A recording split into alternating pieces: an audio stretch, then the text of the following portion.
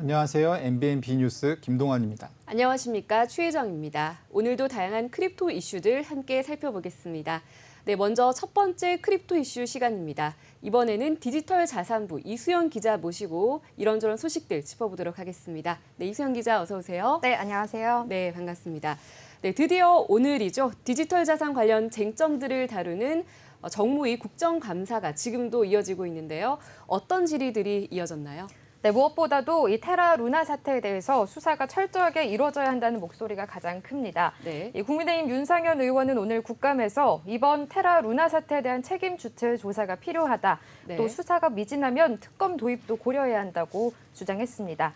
이 테라 루나 사태로 수십만 명의 피해자가 발생했고 이 중 60%가 넘는 비중이 20대, 30대, 소위 말하는 MZ세대라면서 이런 사태에는 개인의 책임도 물론 있지만 정치인과 정부 기관, 금융기관, 또 거래소들도 간접적인 책임이 있다고 비판했습니다. 네. 정치인들은 스테이블 코인을 잘 알지도 못하면서 찢게 놔뒀고 정부기관은 제도와 안전장치를 마련하지 못했다고 지적했고요. 금융기관은 상환 능력을 고려하지 않고 대출을 했고 가상자산 거래소들은 코인의 부실성을 제대로 확인하지 못했다면서 비판했습니다. 네. 이 윤상현 의원은 덧붙여서 과거 정부에서 투자자 보호 장치를 해제시킨 사람들이 있는데 그들이 지금 어디에서 일하고 있는지 파헤쳐야 한다면서 이 정부기관 근무 중에 관련 제도를 지원하고 이후 업계로 진입하려는 사례는 없는지 주목해야 한다고 덧붙였습니다. 오늘 국정감사가 있기 전에 그 증인 이제 선정이 먼저 되지 않았습니까? 네. 그때부터 굉장히 좀 화제가 됐었는데요. 오늘 국정감사에 증인으로 신청됐던 그 핵심 인물들은 어떤 인물들이 있습니까? 네, 먼저 가장 핵심 인물이라고 할 수 있죠. 이 업비트 운영사 두나무의 이서구 대표입니다. 네. 이서구 대표는 현재 국감에 출석해서 발언 중인 상황인데요. 네. 이 대표가 이끌고 있는 업비트는 시장 점유율을 80% 이상 기록할 만큼 독보적인 디지털 자산 거래소입니다. 네. 따라서 이전부터 이 업비트를 향해서 독과점 문제 등이 지적이 됐고요. 특히 정치권 일각에서는 이 업비트가 루나 테라를 통해서 막대한 수수료를 얻었다는 비판도 제기되면서 이와 관련된 질문 등이 나올 것으로 예상이 됐습니다. 네. 이와 관련된 질문 이외에도 현재 업비트가 운영 중인 투자자 보호센터의 운영 방향, 또 추후 루나 사태와 같은 일이 재발할 경우에는 어떤 방식으로 투자자를 보호할지 이런 방향에 대해서도 질문이 나올 것으로 예상됩니다. 네, 그리고 이서구 대표 외에도 또 증인으로 출석이 요구된 분들이 있죠. 네, 그렇습니다. 이정훈 빗썸 전 의장 그리고 신현성 차이홀드코 총괄 등에게도 증인 출석이 요구됐습니다. 네. 이 루나 테라 관련 질의는 모두 피해갈 수 없을 것으로 보이는데요. 이정훈 전 의장과 신현성 총괄은 국회 불출석 사유서를 제출했습니다. 네, 그런데 이렇게 디지털 자산의 핵심 인물들이 좀 불출석을 하다 보니까 좀 속빈 강정이 아니냐 이런 말도 나오고 있다고 하는데 불출석한 이유가 있겠죠. 네, 이정훈 전 의장은 먼저 건강상의 이유를 들었습니다.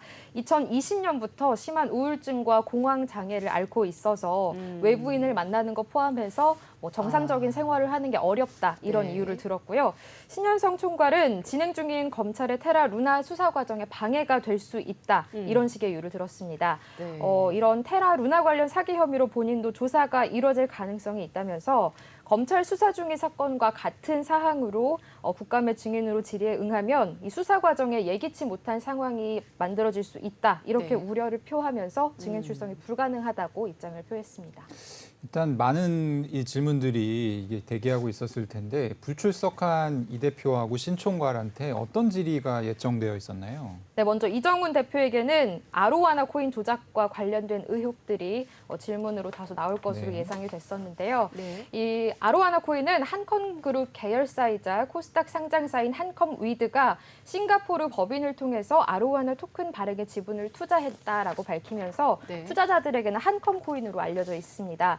이 작년 4월 상장된 지 30분 만에 코인 한 개의 가격이 50원에서 53,800원까지 약 1,000배 이상의 치솟으면서 시세 조작 의혹이 아니냐 이런 예. 게 불거졌었는데요. 네. 디지털 자산 거래소 빗썸 내 이 상장 심사 과정에서 빗썸 고위 관계자가 이 코인 상장을 지시했고 반나절 안에 토큰이 상장됐다 이런 내용을 이 당시에 빗썸 내부자가 폭로하면서 굉장히 논란이 됐었고요. 오늘 이 관련 의혹에 대해서 질의가 나올 것으로 예상됐습니다. 네. 또 빗썸의 최대 단일 주주인 비덴트 실소유주 관련 질의도 빼놓을 수 없는데요. 네. 이 빗썸이 디지털 자산 거래소 중에 가장 복잡한 지배 구조로 유명합니다. 이 크게 보면 이정훈 전 의장 라인과 비덴트 라인으로 볼 수 있는데요. 네. 이 업계에서는 비덴트 라인의 수장으로 강지연 이니셜 대표를 꼽아왔는데 최근 강 대표가 아닌 그의 오빠 강모 씨가 비덴트 라인을 이끌고 있다 이런 의혹이 나오면서 이 실소유주 관련 내용도 오늘 질문이 나오지 않을까 예상했었고요. 네. 신현성 총괄에게는 권도영 대표와 함께 테라폼 랩스를 창립했기 때문에 테라 루나 관련 질의가 가장 집중되지 않을까 이런 예상이 있었습니다. 네. 권 대표와의 인연이 본인은 수년 전에 끝났다 이렇게 줄곧 주장해 왔는데 네. 이 창립 과정에서 테라 루나에 관한 문제를 전혀 인지하지 못했는지 또 수익 구조에 부당함이 없었는지 이런 내용이 나오지 않을까 봤습니다. 네, 결국 이렇게 핵심 질문들이 잔뜩 준비가 되어 있었는데 불출석을 하다 보니까 참 이게 제대로 조사가 이루어진 게 아니었나 이런 얘기까지 나오고 있거든요. 맞습니다. 이 결국에 테라 루나 사태 관련 정황에서 질문에 네. 답변을 할 수 있는 사람은 이 블록체인 인프라 운영업체인 DSRV의 김지윤 대표뿐입니다. 다만 이 DSRV는 테라 블록체인의 밸리데이터, 즉 네. 검증인으로서 블록 생성에 참여를 했던 기업인데 테라 블록체인은 DSRV뿐만 아니라 수십 명의 밸리데이터들에 의해서 가동이 됐기 때문에 이 업계에서는 단순히 밸리데이터의 테라 사태에 대한 진상규명을 묻기는 좀 어렵다 이렇게 네. 보고 있습니다.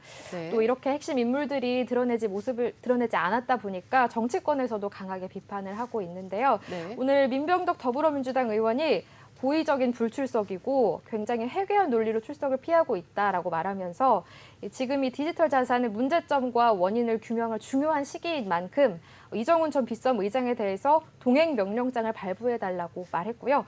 이에 대해서 백혜련 정무위원장이 증인 채택이 여야 합의로 이루어진 만큼 네. 오늘 출석을 위해서 동행 명령서를 발부했다고 밝혔습니다. 네. 이 동행명령서는 두 분 중에 한 분한테만 네, 지금 이정훈 발부하는 전 네. 빗썸 의장에게 발부됐습니다. 네, 지금 이 시각에도 디지털 자산 관련 국정감사가 이어지고 있는데요. 추후에 또 소식이 들어오는 대로 저희가 전달해드리도록 하겠습니다. 계속해서 다음 소식 살펴보겠습니다. 이번에는 권도형 대표 얘기로 넘어가 보도록 할 텐데요. 검찰이 권도형 대표 소유 지갑에 들어있는 562억 원 상당의 디지털 자산을 추가로 동결했다고 발표했죠. 네, 맞습니다.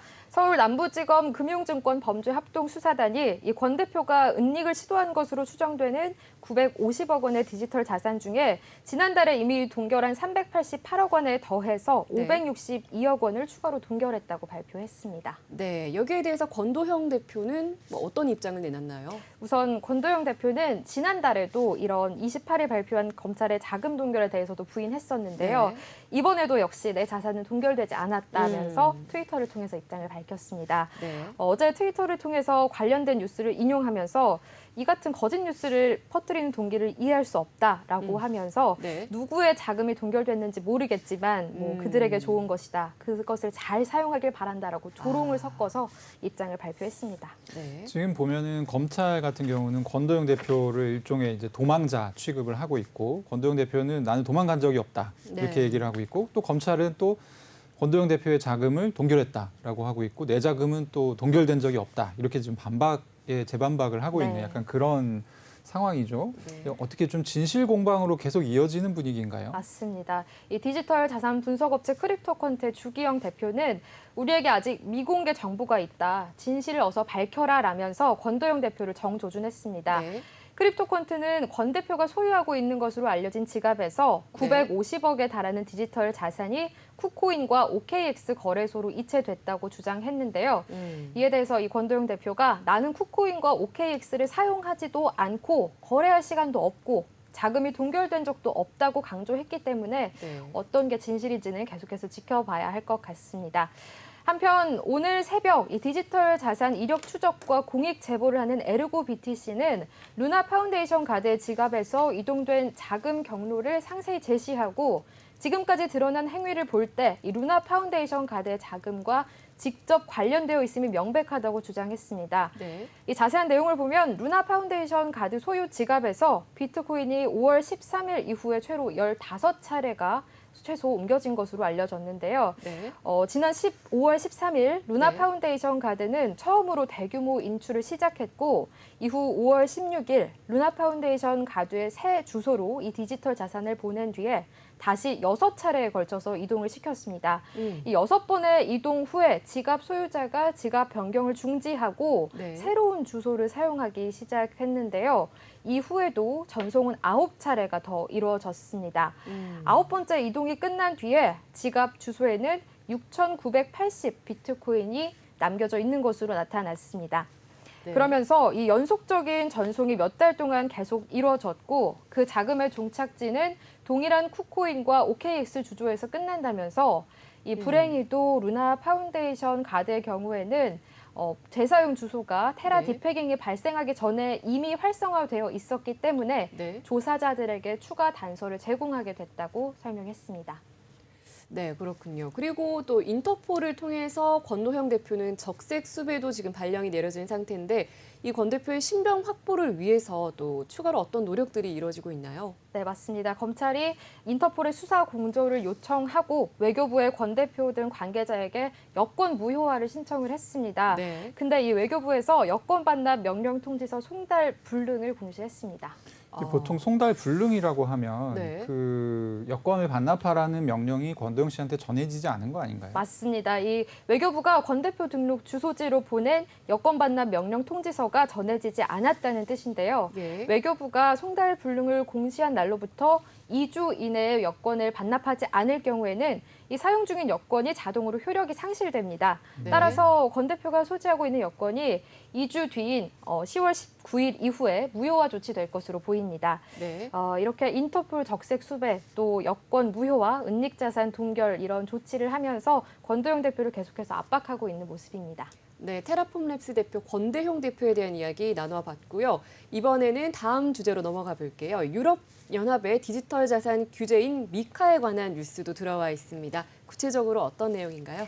네, 코인데스크가 유럽 연합이 디지털 자산 규제안 미카 전문에 대해 합의했다고 밝혔습니다. 네. EU 이사회에서 회원들은 추가 논의 없이 미카에 대해 합의했는데요. 내용을 자세하게 살펴보면 디지털 자산 거래자의 신원을 밝힐 수 있도록 하는 법률을 포함해서 디지털 자산 월렛과 거래소 등의 라이센스 제도를 도입하고 루나 사태와 유사한 사건을 예방하기 위해서 스테이블 코인의 예비 요건을 부과하는 내용 등이 담겨 있습니다. 네. 이번 합의 이후에 미카는 유럽의회 의원들의 정식 동의를 받아야 되고 또 여러 절차가 남아있기 때문에 내후년인 2024년부터 적용될 것으로 보입니다. 네. 덧붙여서 유럽연합은 이번 이사회에서 돈 세탁 방지를 위해서 디지털 자산 월렛 업체들이 고객의 신원을 확인할 수 있도록 하는 내용을 별도 법안을 마련하겠다고 밝혔습니다. 네. 네, 이게 나오기 전까지 사실 좀 우여곡절이 있었죠. 몇 번 네. 투표도 부결되기도 했고 네. 사실 어렵게 이제 도입이 된 건데 네. EU 같은 경우는 가상자산 규제에 대한 움직임이 점점 구체화되는 이런 모양새입니다. 다음 주에 있을 IMF 회의 때 미국 당국자들과도 논의를 이어갈 예정이라는 보도가 나왔는데요. 네, 맞습니다. 이 유럽연합 금융서비스 최고위원인 메어리드 맥기네스가 유럽연합은 다음 주에 개최 예정인 이 IMF 연례 회의에서 미국 당국자들과 함께 디지털 자산 법안 마련에 대해서 의견을 나눌 예정이라고 밝혔습니다. 네. 그러면서 이 유럽연합은 이번 회의의 가장 중요한 의제로 디지털 자산을 두고 있다. 그리고 미국과 의견을 교환해서 보다 정밀한 글로벌 규제 프레임워크를 만들기 위해서 노력하고 있다라고 밝혔고요. 네. 앞으로 이 분야의 선구자지만 여기서 멈추지 않고 각국의 참여와 경험을 공유하는 게 중요하다고 입장을 밝혔습니다. 네, 지금 말씀하신 EU의 미카 전문 합의뿐만 아니라 지난달 16일에도 백악관에서는 디지털 자산 규제 프레임워크를 발표했었죠. 이렇게 각국에서 입법 움직임이 활발한데 과연 그렇다면 국내 상황은 어떨지 그 부분도 궁금하네요. 네, 국내 또한 이렇게 EU에 맞춰서 법률이나 규제를 맞춰나갈 전망입니다. 네. 먼저 김용태 금융감독원 디지털 금융혁신국장은 국내 디지털 자산 규제안을 만들 때 앞서 전해드린 EU의 디지털 자산 규제안 미카 법안을 참고하겠다고 밝혔습니다. 네. 또 지난주 목요일이죠. 29일 열렸던 디지털 금융 관련 정책 방향에 대한 논의 세미나 종합 토론에서는 올 연말까지 디지털 자산 민간 합동 태스크포스를 가동하고 네. 미카 법안 중에 디지털 자산 수탁 서비스와 관련한 업종에 대해서는 추가 건전성 규제를 부과한 내용을 참고하겠다고 밝혔고요. 네. 덧붙여서 내부자 거래와 시세 조종에 관한 처벌 내용도 참고할 것이고 스테이블 코인은 결제 지급 차원에서 나아가서 보장성 상품 또 이런 디파인 서비스도 예의주시해야 한다고 강조했습니다. 네, 국내 금융당국에서도 이런 활동들을 통해서 디지털 자산 규제안을 추후 어떻게 도입하는지 그 부분도 함께 지켜봐야 될 것 같습니다. 네, 오늘 말씀 감사드립니다. 네, 감사합니다.